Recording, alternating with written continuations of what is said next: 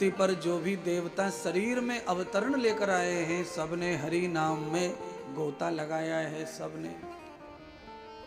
और उन देवताओं की शिक्षा ही हमें प्रेरित करती है कि हम मानव के शरीर में आए हैं, तो देवता हमें ये शिक्षा दे रहे हैं कि तुमको भी बिना हरि भजन में गोता लगाए तुम्हें भी रस नहीं मिलेगा जिंदगी का, तुम्हें भी रंग नहीं मिलेगा। बंधुओं, आदमी धरती पर आकर के कितना भी बड़ा पैसे वाला हो जाए, वो सूखी बिना रसदार जलेबी की तरह ही है। ये ध्यान रखो, जलेबी चाहे शुद्ध देसी घी में पकी हो, पर जब तक वो चाशनी में डूब नहीं जाते तब तक उसे खाने का कोई मजा आता। बस आप कितने भी पद वाले हो जाओ, धन वाले हो जाओ, बंगले वाले हो जाओ, सूखी जवेली की तरह हो, और जब आप धर्म के रस में, भक्ति के रस में डूबेंगे, आहा, जलेबी की तुम्हारी तो कहां चले, मक्खियां भी आके चक्कर मारे मारा है दुकान पे।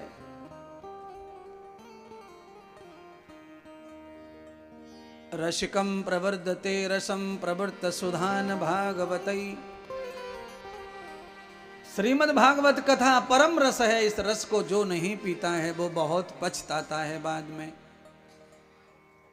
इसीलिए विलंब ना हो जाए, महात्मा चीख चीख कर कह रहे महाराज। देखिए बंधुओं, कथा तो आपने बहुत सुनी है, उनकी तरह मैं भी धीरे धीरे कह सकता हूं कथा, आराम आराम से। जरूरत क्या है चीखने चिल्लाने की, कोई एक्स्ट्रा दक्षिणा तो मिलने वाली है नहीं चीखने से। वो तो जो कुछ मन में होगी गोपाल के वो ही मिलेगा, तो काहे को परिश्रम करना, वो तो मिल ही जाएगा। पर ना, केवल दक्षिणा के लालच में कथा नहीं गाई जा रही है। ये कथा इंद्रदेव अपने लिए भी करता है, इसीलिए एक्स्ट्रा कथा सुनाता है। मेरा भी तो यश इसी से जुड़ा है। अगर मैं कांकेर पहुंचा हूं तो कथा के माध्यम से ही पहुंचा हूं। ये कथा ना होती तो ऐसे बाल गाल वाले तो यहां बहुत घूम रहे हैं महाराज, फिर हमारी क्या जरूरत पड़ती। पर ये कथा ही है हमारा माध्यम सबसे जुड़ने का। दुनिया में जो कुछ भी प्यार मिल रहा है इस कथा के कारण ही प्राप्त हो रहा है। सदगुरु भगवान श्री सूत जी ने सौनक आदि 88,000 ऋषियों को ये कथा श्रवण कराई कि आज गणेश जी का ध्यान कर रहे हैं स्वयं व्यास जी। गणानाम त्वा गंगमा महे।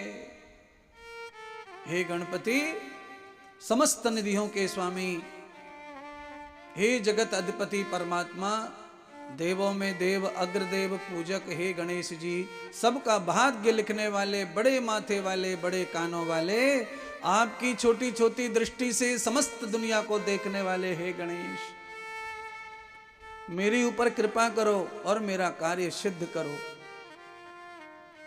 भगवान श्री गणेश भी प्रकट हो गए व्यास जी के पुरुषार्थ को देखकर।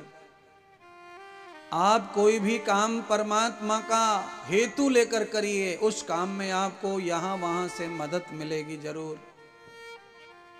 और कोई काम आप अपना हेतु लेके करिए, मदद नहीं कोई करेगा। हम क्यों करें, ये तो अपने लिए कर रहा है, हम क्यों करें, ये तो अपने लिए कर रहा है, हम क्यों करें।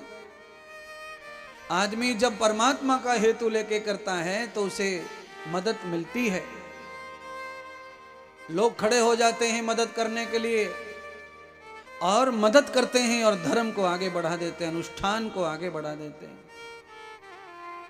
अनुष्ठान को विशाल और बड़ा करना हो, सफल करना हो, तो हमें चाहे धन खुद का लगाना हो, पर हमें फिर भी सारी समाज की मदद मानसिक लेनी चाहिए।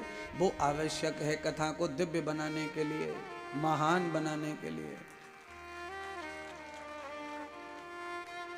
नारद जी ने गणेश जी का आह्वान करवाया व्यास से। गणेश भगवान पधारे और व्यास जी ने अपनी प्रार्थना की, हे गणपति, आप मेरी भक्ति से प्रसन्न हो गए हैं तो भगवान श्री कृष्ण के चरित्रों का गायन मैं करना चाहता हूँ।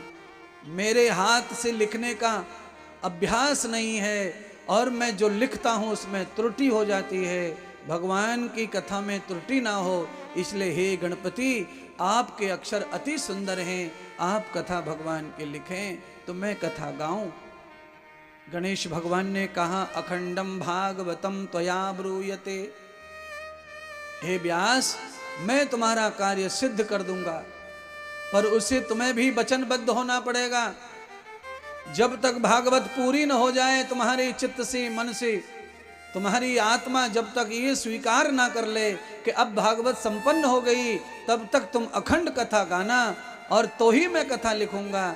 अगर गाते गाते तुम कथा बीच में ब्रेक कर दिया तो मैं लिखूंगा नहीं, मैं छोड़ के अधूरा ही चला जाऊंगा और फिर मैं दोबारा आऊंगा नहीं।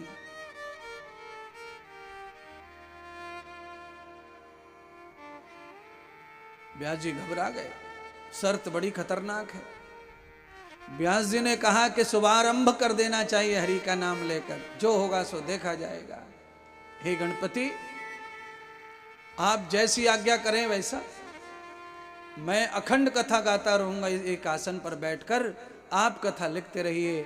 भगवान आदि गणेश ने स्वास्तिक बना दिया और शुभारंभ मंगलाचरण कर दिया गणपति अपने नाम से, और उसके बाद स्तुति करते हुए समस्त देवताओं की भगवान आदि गणेश कथा लिखते चले गए, लिखते चले गए, लिखते चले गए। व्यास कथा गाते चले जा रहे हैं, गाते चले जा रहे हैं, पर लिखने वाले से बोलने वाले पे अति अधिक लोड पड़ता है। व्यास जी का गला सूखने लग गया, पानी प्यास लगने लगी। अब तो समस्या आ गई, पानी ना पिए हैं तो गला कंठ चिपक रहा है, जीभा चिपक रही है, काम नहीं कर रही है, और कंठ चिपक गया तो कथा की तो बात अलग है, मौत भी हो सकती है। अब व्यास अंदर अंदर परेशान, क्या करूं क्या ना करूं। तो व्यास भगवान ने निश्चय किया कि आदि गणेश अशुद्ध श्लोक नहीं लिखेंगे, तो क्यों न एक अशुद्ध श्लोक बोल दिया जाए, जिससे गणेश भगवान लिखना बंद कर देंगे और मुझे डांटेंगे, कहेंगे कि ये कथा अशुद्ध बोली है तुमने। मानसिक कल्पना से बनाकर बोल दिया श्लोक। और भगवान वेद व्यास तो वेदों के जाता हैं, इसलिए बहनों बंधुओं अशुद्ध श्लोक का मतलब ये नहीं है कि अशुद्ध बोला होगा। अशुद्ध का मतलब ये है कि जो भगवान के चरित्रों में लीला देखी थी उससे अलग व्यास जी ने श्लोक बोलकर जोड़ दिया लीला में। क्योंकि जो संस्कृत और व्याकरण के ज्ञाता होते हैं वो कितने भी श्लोक बना करके नए जोड़ सकते हैं कथा में, और नई तरीके से गा सकते हैं, कथा को आगे बढ़ा सकते हैं, कथा को विस्तार कर सकते हैं। क्यों? उनको सब धातु, रूप, वचन, शब्द, अक्षर, मात्रा का ज्ञान होता है। कोई न कोई व्यक्ति विद्वान ही कथा श्लोक बनाते हैं, वो लिखते हैं, उनको हम पढ़ते हैं। ऐसे ही इस युग में भी कोई ऋषि विद्वान पैदा हो जाए तो वो और कथा भागवत जी को बढ़ा कर सकता है। क्योंकि वेद व्यास जी ने कथा जब लिखी है तब तक 4 ही श्लोक थे, और व्यास जी ने उसे अपने ज्ञान से विस्तार करके 4 का 18,000 श्लोक कर दिया। 18 से 28 भी किए जा सकते हैं कलयुग में, पर कोई व्यास होना चाहिए, कोई विद्वान ऐसा होना चाहिए।